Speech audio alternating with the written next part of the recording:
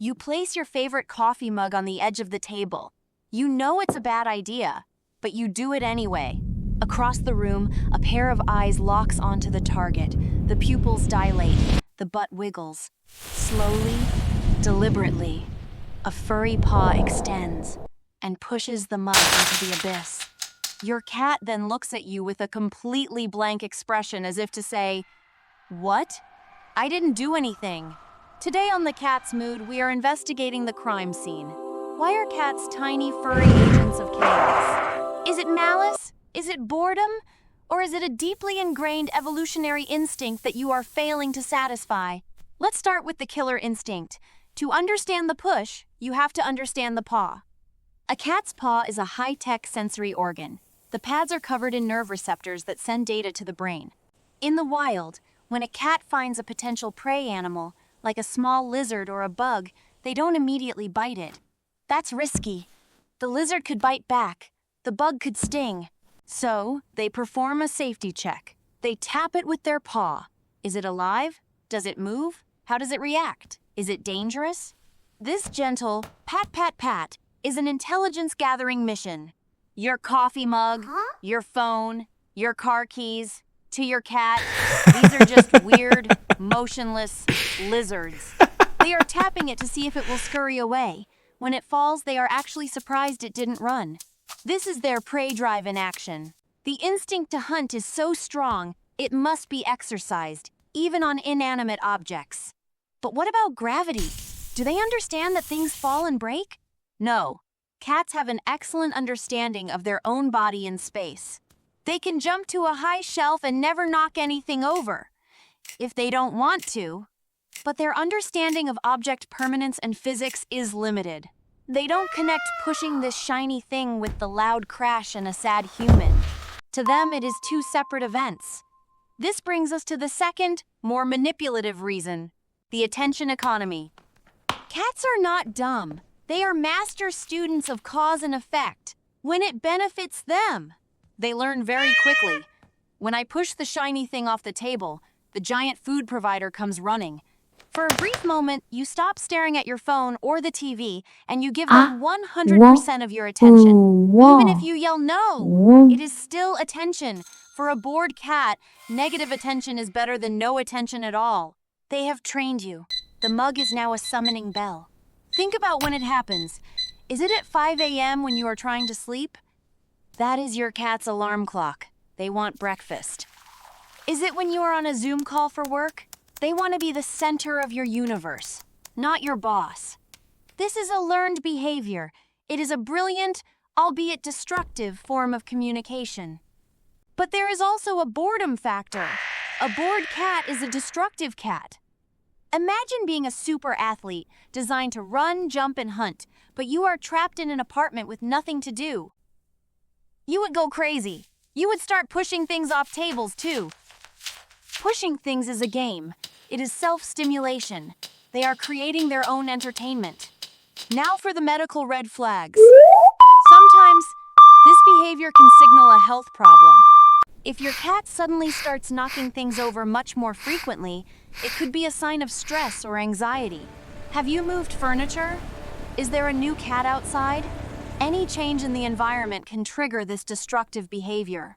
In older cats, it can also be a sign of cognitive dysfunction, similar to dementia in humans. They get confused. They forget the rules. They might not even realize what they are doing. It can also be a sign of hyperthyroidism, which causes hyperactivity and a lack of impulse control. If the behavior is new and extreme, a trip to the vet is a good idea to rule out medical issues. So, how do you stop your tiny demolition expert? No.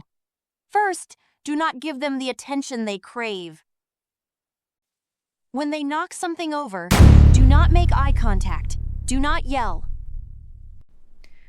Calmly pick it up and put it away. Become boring. If you react, they win the game. You are rewarding the behavior.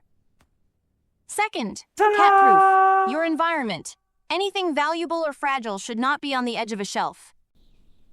You are inviting disaster. You are practically daring them to do it. Use double-sided tape or museum putty on the bottom of decorations to keep them in place. Third, and most important, redirect the instinct. They need to hunt. Give them something to hunt. Schedule 2 5-minute play sessions every day. Use a feather wand. Make them run. Let them kill the toy at the end. This satisfies the predatory drive. A tired cat is a good cat. They will be too sleepy to commit crimes. You can also use puzzle feeders. This forces them to use their paws and brain to hunt for their food. It mimics the challenge of finding prey in the wild. What if your cat doesn't just push things, but also eats them? This is a dangerous condition called pica, which we discussed in another video. If they are eating plastic, hair ties, or wool, that is a vet emergency. It can cause a fatal blockage. So, to summarize, the push is part science, part terrorism. It is a mix of hunting instinct, a misunderstanding of physics, and a very smart way to train you. They are not being evil, they are being a cat. They are tiny predators trapped in a human world, trying to make sense of it all.